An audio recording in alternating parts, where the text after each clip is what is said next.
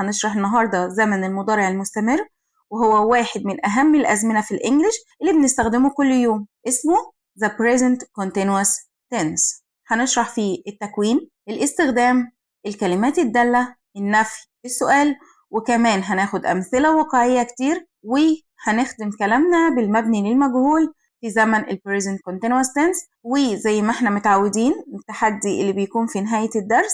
ويلا بينا نبدأ. بسم الله والصلاة والسلام على رسول الله. معكم إلهام حامد من إلهام إنجليش أكاديمي. ركز كده معايا في اللي جاي. أولا التكوين اللي هو the form، وطالما قلت لك زمن يبقى هنتكلم عن مين؟ زي ما احنا متعودين هنتكلم على الفعل، لأن الفعل هو اللي بيشيل زمن الجملة وشكله بيتغير بتغير الزمن والتركيبة، وكمان ضمير الفعل اللي بيجي قبله. حلو كده؟ طيب زمن المضارع المستمر بيتكون من ايه يا مس؟ بيتكون من جزء ولا جزئين؟ بيتكون من جزئين. جزئين؟ ايوه، خليك معايا وهتعرف. اول جزء بسميه الفعل المساعد، وهو am is are من عيلة verb to be. على فكرة أنا شارحة verb to be قبل كده، هسيب لك اللينك في صندوق الوصف علشان ترجع له لأنه مهم جدا. plus الأوريجينال verb أو الفعل الأصلي بتاع الجملة مضاف له ing. خد بالك بقى من حتة، أي حاجة بعد كده أقول لك عليها استمرار يبقى الفعل الأساسي مضاف له ing، خليها في بالك. يبقى هقول تاني، زمن المضارع المستمر بيتكون من إيه؟ أو شكل الفعل عامل إزاي فيه؟ بيتكون من جزئين، the helping verb plus the original verb.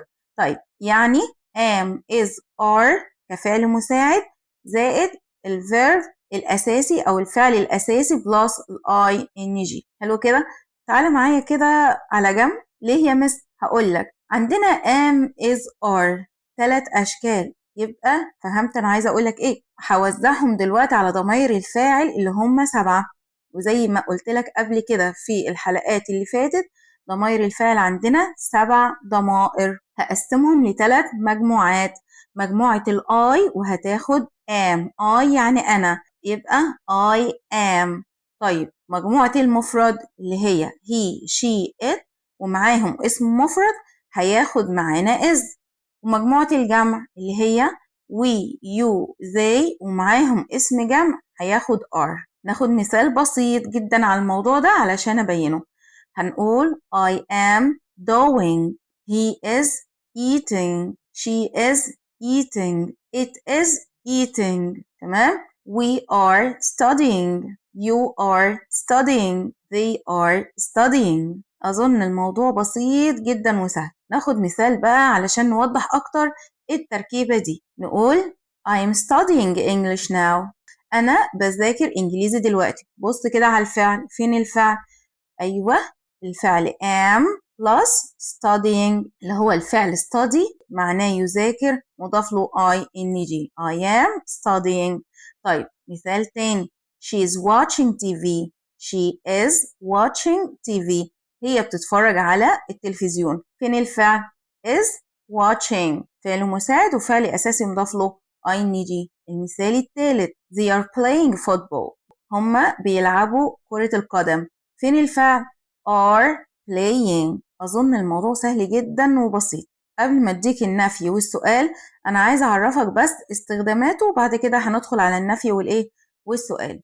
طيب الاستخدامات، الزمن ده له 4 استخدامات. ركز كده معايا وشوف أول استخدام، بيعبر عن حدث بيحصل دلوقتي في نفس لحظة الكلام. يعني أنا دلوقتي بعمل إيه؟ أنا بشرح الدرس. I am explaining the lesson. تمام؟ يبقى بيعبر عن حاجة بتحصل دلوقتي وانت بتتكلم أو في نفس لحظة الكلام. At the moment of speaking. مثال تاني، I am talking to you right now، أنا بتكلم معاك دلوقتي. مثال تالت، she is cooking in the kitchen، يعني هي بتعمل ايه دلوقتي؟ في نفس لحظة الكلام ان هي دلوقتي بتطبخ في المطبخ او بتعمل الغداء. تمام؟ الاستخدام التاني بيعبر عن حدث مؤقت اسمه temporary action. حدث مؤقت يعني حاجة بتحصل بصفة مؤقتة، مش بالضرورة خلي بالك انها بتحصل في نفس لحظة الكلام. I am living in Cairo these days، أنا عايش في القاهرة اليومين دول مؤقتا. طيب ثالث استخدام بيعبر زمن المضارع المستمر عن الخطط المستقبلية المؤكدة، نقوله عليها إيه؟ arranged future المستقبل المخطط ليه، بس خد بالك with time expression، يعني مع تحديد الوقت specific time. إن شاء الله قريب هناخد المستقبل المخطط ليه وليه تركيبتين كده بنستخدمهم، بس هو أول واحدة منهم هاخدها النهاردة اللي هي المضارع المستمر، بيعبر عن مستقبل مخطط ليه بس بشرط بيجي في الجملة specific time أو وقت محدد with time expression. تمام؟ طيب ناخد مثال على الموضوع ده علشان نفهمه أكتر. بيقولك إيه؟ We are traveling to Alexandria tomorrow. إحنا هنسافر اسكندرية بكرة. إحنا حددنا الوقت اللي هو tomorrow.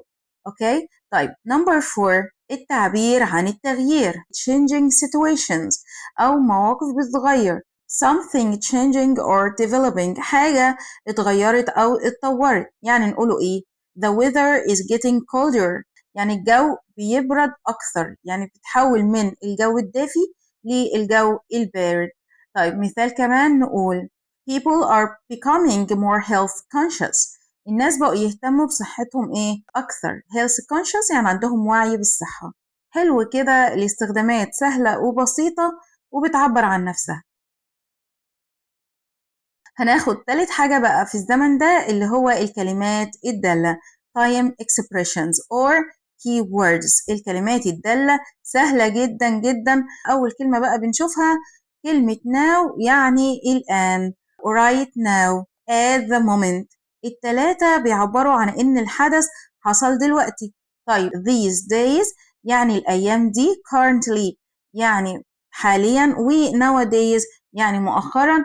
3 كلمات دول بيعبروا لو الحدث بصفة مؤقتة، وكمان معاهم كلمة today اليوم. حلو كده؟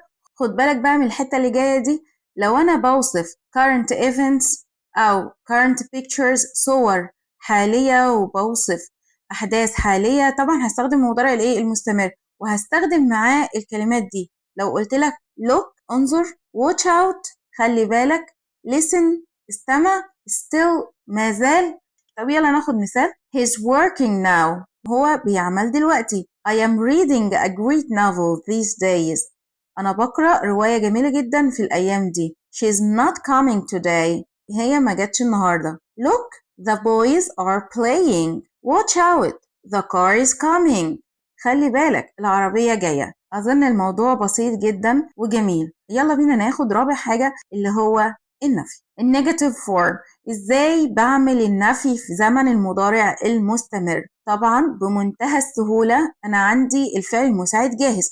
أنا قايله لك قبل كده إن not ما بتعرفش تيجي الجملة لوحدها، لازم يكون في فعل مساعد يساعدها عشان نعمل تركيبة النفي. طيب الفعل المساعد يا مس هجيبه من عندي؟ لا، هو موجود جاهز في الجملة اللي هو am is are.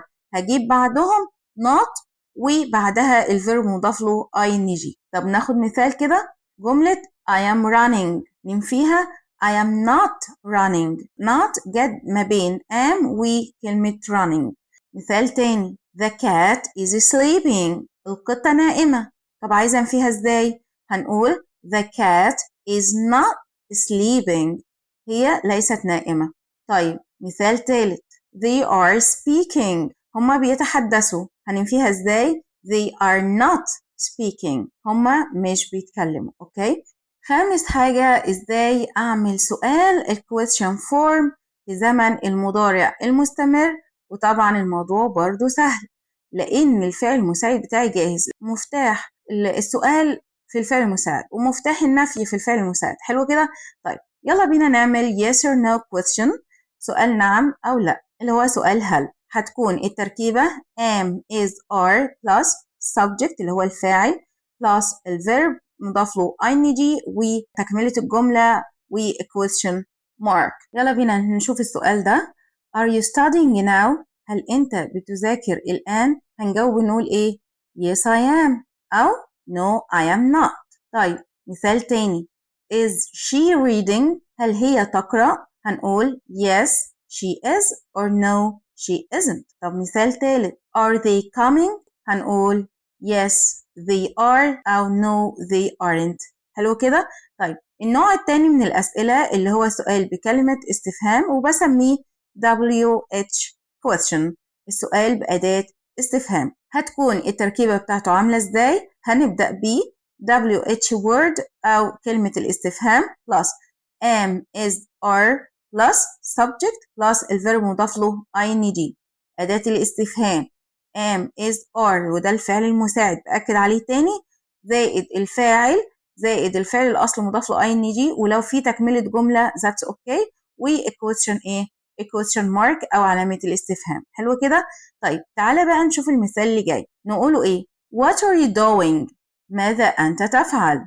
Why are they laughing؟ هما بيضحكوا ليه؟ تمام؟ موضوع بسيط وسهل جدا.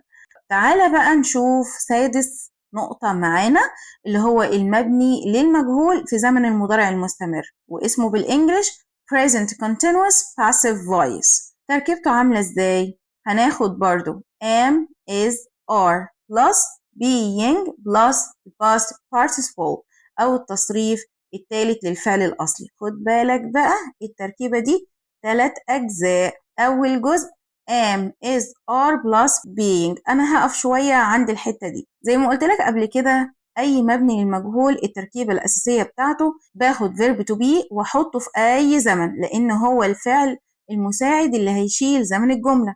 طيب الفعل الأساسي هيعمل إيه؟ هيتحط في الباست participle أو التصريف الثالث، هيكون دي شغلته. حلو كده؟ طيب verb to be أهو أنا خدته، أحطه في زمن المضارع المستمر إزاي؟ عشان لسه قايله لك من شوية إن المضارع المستمر بيتكون من am is are plus الفيرب مضاف له ing. أيوة يا مس، حلوة أوي. عندنا الفعل الأساسي اللي هو verb to be، ماشي؟ هحطه في المضارع المستمر إزاي؟ هجيب am is are وأحط له ing يبقى am is are being، وأحط التركيبة ده قدام ال past participle of the original verb بمنتهى البساطة. ومن هنا ظهرت تركيبة المبني للمجهول. طب ناخد مثال بقى. يقول لك ايه؟ The room is being cleaned now، يعني الحجرة نظفت الآن أو تم تنظيفها دلوقتي. حلو كده؟ طب مثال تاني. The car is being repaired، يعني العربية بيتم تصليحها دلوقتي. حلو كده؟ مثال تالت. A new bridge is being built، يعني جسر جديد بيبنى حاليا. حلو كده؟ لو بصينا في ال3 أمثلة دول وقلت لك فين الفعل بتاع كل جملة، اوعى تقول لي cleaned بس، لا، انت بتجيب الفعل من اوله لاخره بكل الافعال المساعدة اللي فيه. اول جملة الفعل فيها is being cleaned، الجملة الثانية الفعل فيها is being repaired، الجملة الثالثة الفعل هنا بيقول is being built. تمام؟ موضوع سهل جدا، وإن شاء الله قريب قوي هعمل لك حلقة فقط للأكتيف فويس والباسيف فويس، مبني المجهول ومبني للمعلوم بكل تفاصيله إن شاء الله قريب. وهنا بقى أقدر أقول لك إن إحنا خلصنا المضارع المستمر بكل تفاصيله وبكل تكاته، خدنا فيه معناه وتكوينه والكلمات الدالة عليه، وأخدناه في الإثبات والنفي والquestion yes or no question والWH question، وكمان خدنا الباسيف فويس أو المبني للمجهول في زمن المضارع المستمر. وهنا جه دورك يا بطل إنك تحل معايا التحدي واختبر نفسك وشوف انت فهمت الحلقة دي ولا لأ. اختار الإجابة الصحيحة. يلا بينا. Number 1 she space dinner now is cooking cooks cooked. Number 2 I space pizza. الاختيارات am like am liking. Number 3 they space TV at the moment. الاختيارات are watching watched watch. Number 4 he space the answer. الاختيارات knows is knowing know. Number 5 the students space for the exam these days. الاختيارات are studying studies study. وهنا خلصنا درس النهاردة. لو استفدت النهاردة اعمل لايك وسبسكرايب وشير الفيديو لاصحابك عشان كمان يستفيدوا. استودعكم الله والسلام عليكم ورحمة الله وبركاته.